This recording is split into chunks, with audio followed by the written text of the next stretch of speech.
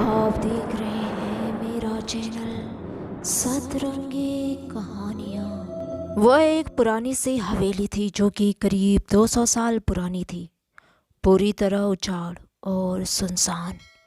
एक दिन चार दोस्त जो उस जगह से थोड़ी दूर पर पहाड़ों पर ट्रैकिंग करने आए थे और भटकते हुए पहुंच गए उस उजाड़ सुनसान खंडर में बदल चुकी हवेली के पास। हवेली को देखते ही चारों दोस्त रोमांचित हो गए।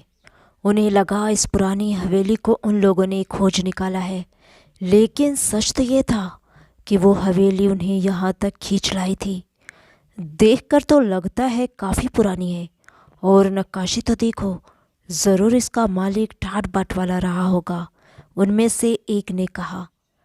और ये भी हो सकता है अंदर खजाना भी हो, दूसरा बोला। खजाने की लालच में उन्होंने अंदर जाने का सोचा। दरवाज़ा खोला जो बड़ी आसानी से खुल गया। हवेली के अंदर खूब अंधेरा था। उन्होंने अपने अपने मोबाइल की टार्च जलाई और आगे बढ़ने लगे। हवेली में जगह जगह मकड़ियों के जाले और धूल का गुब्बार था। तभी उन्होंने देखा हवेली के आखिरी छोर से हल्का हल्का उजाला आ रहा है। वो हैरत ज़दा रह गए कि इतने अंधेरे में भला ये रोशनी कैसी, शायद उस तरफ खजाना हो। इस सोच के साथ वो चारों उस तरफ आगे बढ़ने लगे। अब वो उस हल्की हल्की आती रोशनी के सामने खड़े थे जो कि एक दरवाजे के नीचे से आ रही थी। वो सोचने लगे कि इतने खूब अंधेरे में जहाँ सूरज की रोशनी भी नहीं आ सकती, तो इस दरवाजे के नीचे से ये सुनहरी रोशनी कैसी है। लगता है ज़रूर ख़जाना इधर ही होगा। वो बोले और उस दरवाज़े को खोलने की कोशिश करने लगे।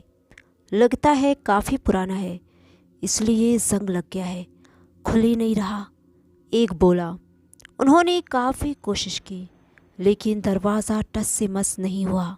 उस दरवाजे पर एक अर्ध चंद्रकार की एक आकृति बनी हुई थी जो बिल्कुल बीच में थी, मानो दरवाजे का मुंह हो। तभी अंदर से हल्की सी आहट सुनाई दी। ऐसा लग रहा था कोई जंजीर या कोई चीज़ है जो खनक रही थी। अब बाहर अंधेरा फैलने लगा था। बहुत प्रयास के बाद भी दरवाज़ा नहीं खुला, तो वो थक हार कर वहीं बैठ गए। कब से खोलने की कोशिश कर रहे, लेकिन कमबख्त दरवाज़ा खुल ही नहीं रहा। एक ने दरवाजे पर मुक्का मारते हुए कहा। तभी चर्र की आवाज़ के साथ दरवाज़ा धीरे धीरे खुलने लगता है। अबे, ये तो अपने आप ही खुल रहा है, कहीं कोई भूतिया हवेली तो नहीं है ये, उसमें से एक डरते हुए बोला। दरवाज़ा अपने आप चरमराते हुए खुल रहा था। दरवाज़ा पूरी तरह खुल गया। वो चारों मुँह खोले सामने खड़े थे। रोशनी गायब हो चुकी थी, अंदर अंधेरा था।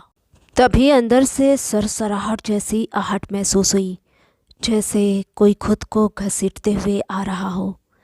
अचानक से दो भयंकर हाथ, बड़े बड़े नाखूनों वाले, बाहर आए और सबसे आगे खड़े लड़के को पकड़कर एक ही झटके में अंदर खींच लिया और दरवाज़ा वापस बंद हो गया।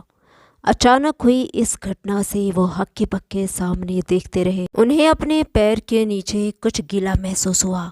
नीचे देखा तो दरवाजे के नीचे से खून की धारा बहती हुई आ रही थी।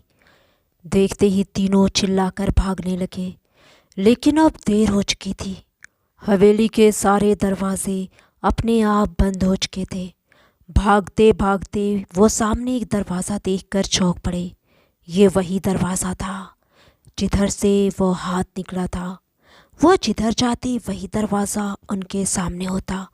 वो डर गए। तभी दरवाज़ा धड़ाक की आवाज़ के साथ खुल गया और दरवाजे के अंदर से वही भयानक हाथ निकला।